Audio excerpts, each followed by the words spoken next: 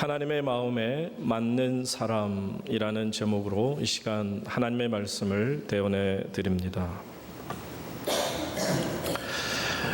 다윗은 성경에 나오는 많은 인물들 중에 가장 많이 성경에서 언급되어지는 이름입니다. 이 다윗이라는 이름은 성경 전체를 놓고 보면 무려 1034번이나 거론되고 있습니다. 성경책으로 따지면 66권 가운데 28권에 걸쳐서 다윗의 이름이 나오고 있습니다. 장수로만 따져도 66장의 할애가 되는 아주 많은 이름이 나오고 있습니다. 성경에 많은 이름이 나오는 사람들을 꼽으라면 아브라함이 될 것인데 아브라함은 전체적으로 다 보면 14장에 불과합니다. 요셉에 대해서도 많은 이야기를 나눈 것 같지만 그에게도 역시 14장이 할애되었고 야곱에 대해서는 11장 정도입니다. 그리고 엘리야에 대해서 많은 이야기가 나오는 것 같지만 그의 이름도 결국은 10장 정도로 할애하고 있습니다. 그러니 66장에 걸쳐서 다윗의 이름이 거론되었다는 것은 다른 사람이 따라올 수 없을 만큼 성경이 귀중하게 다루고 있는 인물이라는 것을 우리가 알 수 있습니다. 도대체 왜 무엇 때문에 다윗의 이름이 이렇게 성경에서는 가장 귀한 이름, 중요한 이름으로 많은 언급이 되어 있을까 하는 것인데 결론으로 먼저 오늘 본문 22절 하반절에서 하나님은 이렇게 말씀하십니다. 내가 이새 아들 다윗을 만나니 내 마음에 맞는 사람이라. 하나님께서 그 이유를 분명히 밝히십니다. 왜 다윗의 이름이 이렇게 성경에 가장 많이 다른 누구도 따라올 수 없을 만큼 많이 언급되어 있느냐 하면 그것은 바로 하나님의 마음에 맞는 사람이었기 때문이다라고 말씀하시죠. 하나님 마음에 맞는다는 것은 내 마음에 꼭 든다는 거예요. 여러분, 우리가 인간관계에서 경험하는 것이긴 하지만 내 마음에 꼭 드는 사람 만나는 게 어디 쉽습니까? 여러분, 한평생을 같이 살아오는 아내에 대해서도 정말 내 마음에 꼭 합한, 마음에 맞는 아내일 수 있습니까? 남편 역시도 내가 정말 마음에 꼭 맞는 남편이라 말할 수 있겠느냐는 겁니다. 제가 가끔씩 그 제자훈련 시간에 허를 찌르면서 앞으로 다시 태어나도 뭐 그럴 일은 없겠지만 지금 남편하고 결혼하겠습니까 하면 결론은 말씀 안 드립니다. 아마 남편들 실망하실 겁니다. 그만큼 마음에 맞는 사람을 찾는 일이 어디 쉬운 일이냔 말이죠. 더구나 내 속으로 낳은 내 새끼입니다. 내 자녀인데 내 자녀인들 내 마음에 꼭 드는 거 아니지 않습니까? 하물며 여러분, 우리가 교회 안에서 성도가 성도끼리, 성도와 목사끼리, 또한 목사와 성도끼리 보게 되면 정말 서로가 서로의 마음에 꼭 합하다고 얘기할 수 있겠느냐 하는 것입니다. 이것이 너무 어려운 거죠. 하물며 만왕의 왕이시고 온 세상을 지으신 창조주 하나님이십니다. 그러니 그 거룩한 창조주 하나님의 마음에 드는 사람이라고요? 그 마음에 꼭 드는 맞는 사람이라고요? 어떻게 이것이 가능할까 하는 것입니다. 여러분, 부러운 마음 가득합니다. 다윗을 생각하면 어떻게 이렇게까지 다른 것도 아니고 하나님의 마음에 꼭 맞는 사람이 될 수 있었을까? 여러분, 다윗이 어떤 행동을 해서 마음에 들었을까요? 예를 들면 골리앗을 때려 눕혔기 때문에, 아니면 그가 왕이 돼서 거룩한 정치를 잘했기 때문에, 그래서 하나님이 다 끝나고 나서 나이가 들었을 때 내 마음에 합한 사람이다 라고 하신 줄 아십니까? 아닙니다. 여러분, 다윗에 대해서 하나님이 마음에 맞는 사람이라고 했을 때에는 다윗이 왕에 오르기도 전에 하나님은 그를 먼저 내 마음에 합한 사람, 맞는 사람이라고 표현하십니다. 사무엘상 13장 14절에 보시면 다윗이 무엇을 해서 하나님의 마음을 맞게 한 것이 아니라는 것을 이렇게 말씀하시죠. 여호와께서 그의 마음에 맞는 사람을 구하였다. 하나님께서 하나님의 마음에 맞는 사람을 구하였다는 겁니다. 그리고 나서 여호와께서 그를 그의 백성의 지도자로 삼으셨다고 말씀하죠. 그러니까는 백성의 지도자가 되고 왕이 되어 하나님의 마음에 합당한 어떤 삶을 살았더니 하나님이 내 마음에 맞는 사람이다 라고 인정한 것이 아니라 다윗 그 자체가 하나님에 맞는 사람이었기 때문에 하나님이 그를 왕으로 세우셨고, 왕으로 세우신 하나님의 사람인 마음에 맞는 이 사람이 하나님의 거룩한 뜻을 이루어갔다라고 말씀하고 계시는 겁니다. 그래서 오늘 본문 말씀으로 한번 들어가서 봅니다. 21절은 제가 읽고 22절 본문은 다 같이 읽습니다. 그 후에 그들이 왕을 구하거늘 하나님이 베냐민 지파 사람 기스의 아들 사울을 40년간 주셨다가 22절 다 같이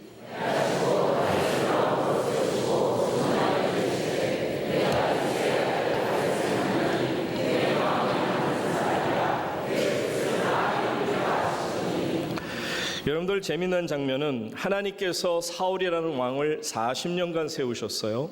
그런데 그를 왕에서 22절에 보시면 패하시고 그만두게 했다는 겁니다. 쫓아냈다는 것입니다.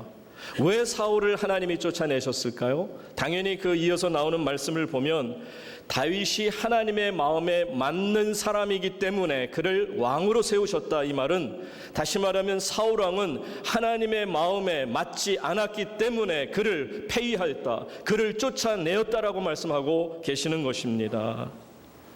그러니 여러분, 참 어려운 일 아닙니까? 말씀드린 것처럼 사람이 사람에게 마음을 맞는 사람을 찾는 것도 어려운 일일진데, 아니 어떻게 하면 정말 만군의 하나님께 우리의 마음이, 우리가 하나님의 마음에 합한 자가 될 수 있겠느냐 하는 것입니다. 다윗의 마음은 사울 왕의 마음처럼 정치적인 야망, 정치적인 욕심이 가득 차 있질 않았습니다. 그의 마음에는 오직 하나님의 말씀으로 가득 차 있었고, 그의 마음은 하나님 앞에 정직함으로 보여진 것을 우리에게 보여주죠. 그렇기 때문에 사랑하는 성도님 여러분, 내 마음이 어떠한가가 얼마나 중요합니까? 그러면 우리가 여기에서 두 가지로, 그러면 어떻게 다윗의 마음이 하나님 앞에 순종하는 마음이고 정직한 마음으로 인정받을 수 있었을까? 그 두 가지 마음을 배우길 원해요.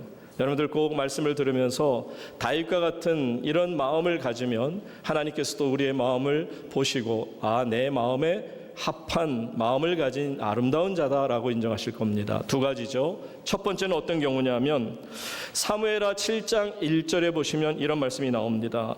여호와께서 주의 모든 원수를 무찌르사 왕으로 궁에 평안히 살게 하신 때에, 지금 다윗이 하나님께서 왕으로 세워주셨고요. 그래서는 오랜 세월 이 정치를 하며 나라를 다스리다 보니까 하나님께서 그를 점점 강성하게 하셨습니다.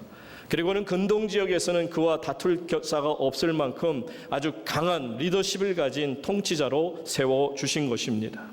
모든 원수를 무찔렀습니다. 그래서 왕은 이제 궁 안에서 편안히 죽을 때까지 살아도 괜찮습니다. 자, 그때 말이죠. 평안히 거할 때 다윗이 어떤 마음을 가졌는가를 한번 볼까요? 2절 말씀, 사무엘하 7장 2절에 이런 말씀이 따라 나옵니다. 왕이 선지자 나단에게 이르되 볼지어다 나는 백향목 궁에 살거늘 하나님의 궤, 하나님의 법궤는 시장 가운데 있도다. 지금 이런 상황이죠. 다윗 왕이 너무 하나님께서 높여주셔서 주변을 다 점령하고, 그리고서는 큰 나라 만들고 강성한 국가가 되고 많은 것들로 넘쳐나는 가운데 평안함이 왔고, 그 누구도 다윗과 더불어 다투기를 원하지 않을 만큼 강한 자가 되었습니다. 편안한 거죠. 그런데도 불구하고 그는 자신의 왕궁을 멋지게 백향목 그 나무가 얼마나 멋있습니까? 그 나무로 기가 막힌 궁궐을 졌는데 다윗이 그런 이야기를 합니다. 나단 선지자 주의 종을 불러서, 선지자요, 정말 제 마음이 아픈 것은 내 궁전이 이렇게 아름다운데 하나님의 저 거룩한 법궤, 하나님이 임재하심을 상징하는 그 법궤가 그저 초라하기 그지없는 광야에서나 40년 동안에 어쩔 수 없이 움직여야 하니까 임시로, 템포러리로 그냥 방편으로 만들었던 저 텐트, 성막, 휘장에 있는 것 자체가 너무너무 제가 죄송합니다 하는 그 고백을 하는 거예요.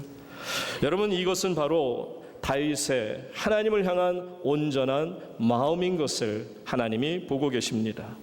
여러분, 하나님께서 보시면서 마음에 흡족해 하시는 가운데 사람인들 흡족하지 않겠습니까? 3절 말씀을 보시면 23절 사도행전 13장 23절에 이런 말씀이 나오고 있습니다.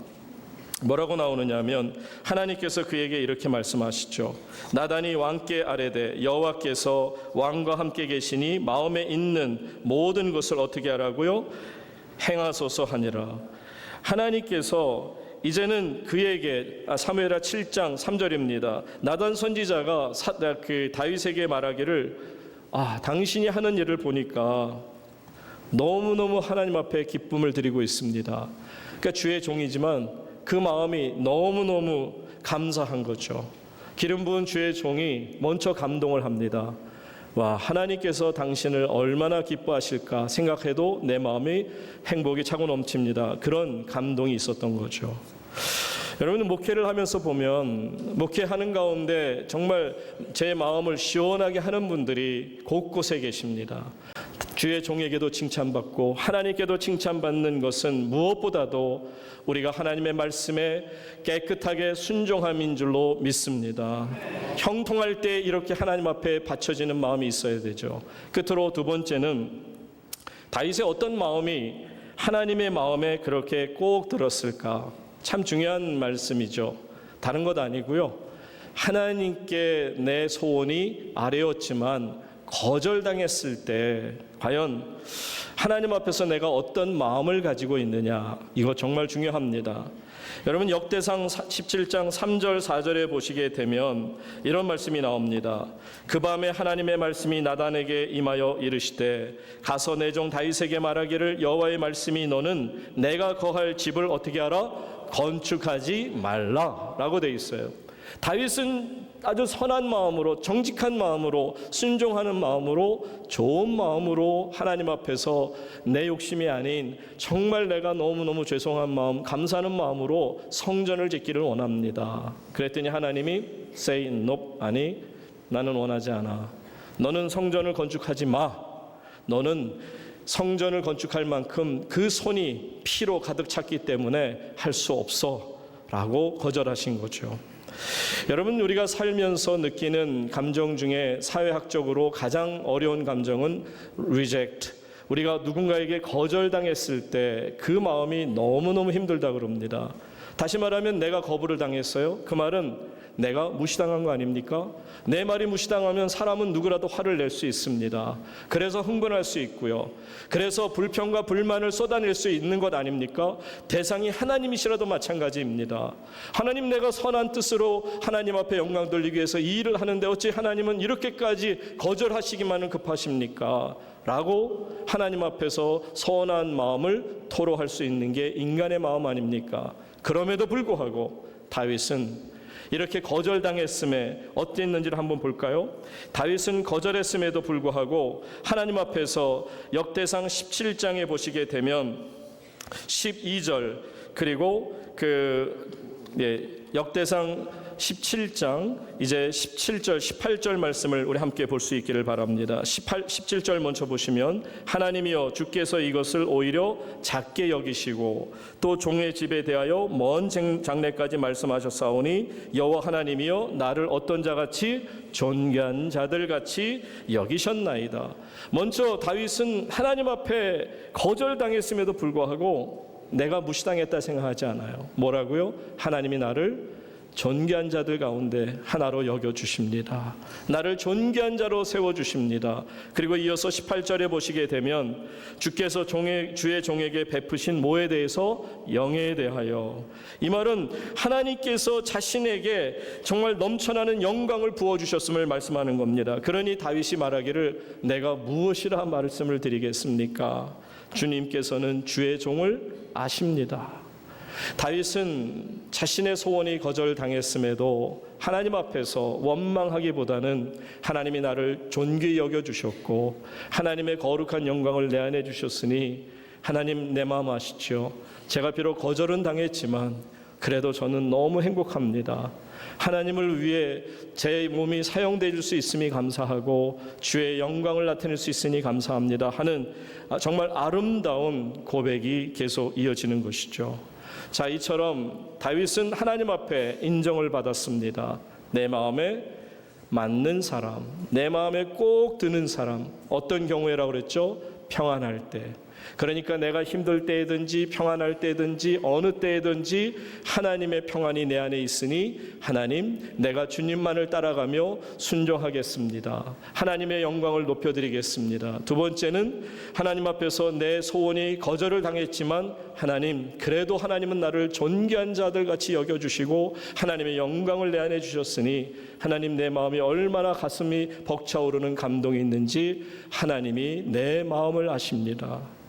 사랑하는 여러분, 이처럼 하나님 안에서 마음이 맞는 자로 인정받는 순간에 어떤 복이 임하는가를 보십시오. 오늘 우리가 22절까지 읽었습니다만 본문 바로 이어서 사도행전 13장 23절에 이런 말씀이 나옵니다. 다 같이 읽습니다. 시작.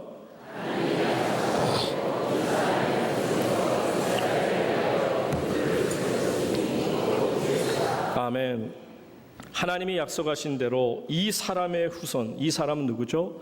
하나님의 마음에 맞는 이 사람 다윗에게서 후손으로 누가 나십니까? 구세주 예수님이 나시는 거죠.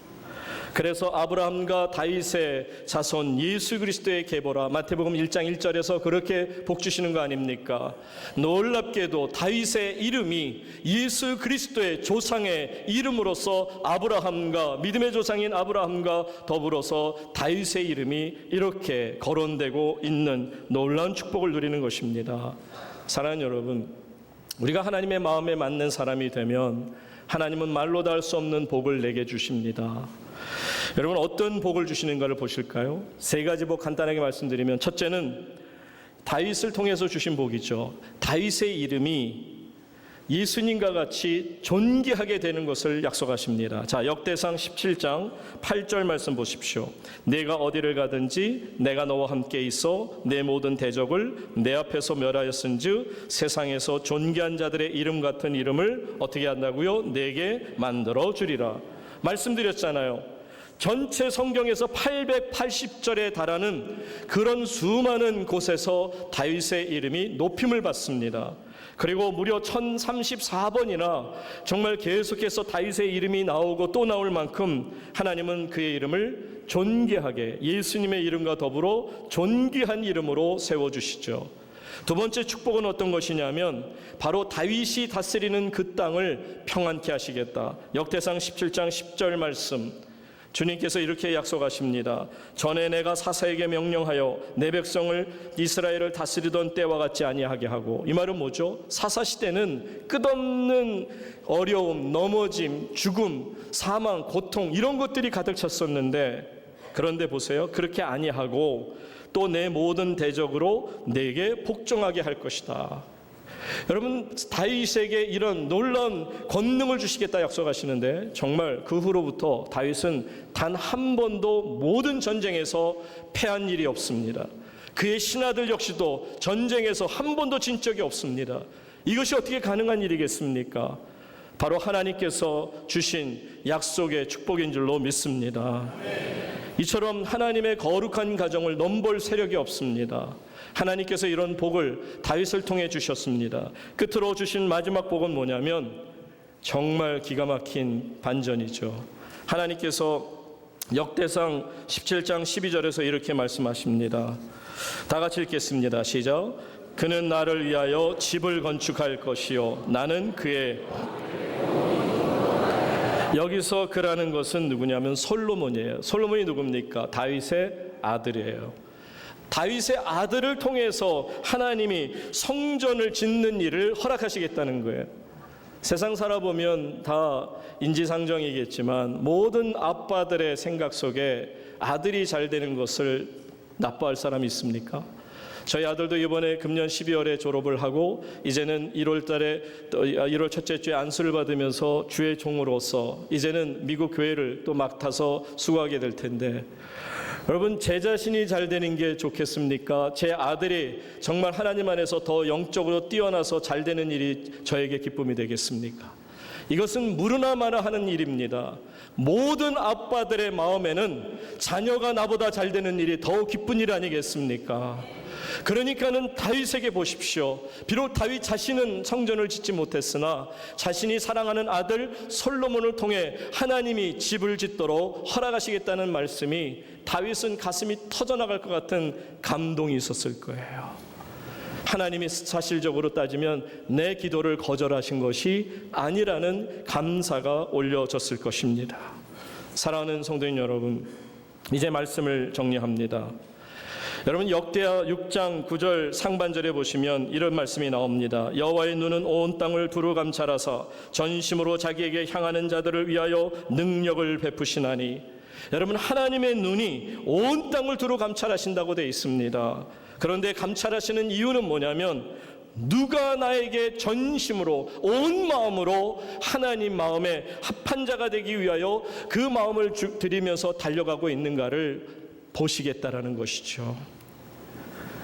여러분, 우리 눈에 보이지 않는 하나님의 마음에 합하는 것이 얼마나 어렵습니까? 그 전에 기름 부은 하나님의 종들의 마음에 먼저 맞는 사람이 되시기를 소망합니다. 이것은 저에게 잘하라고 여러분에게 부탁하는 것이 아닙니다.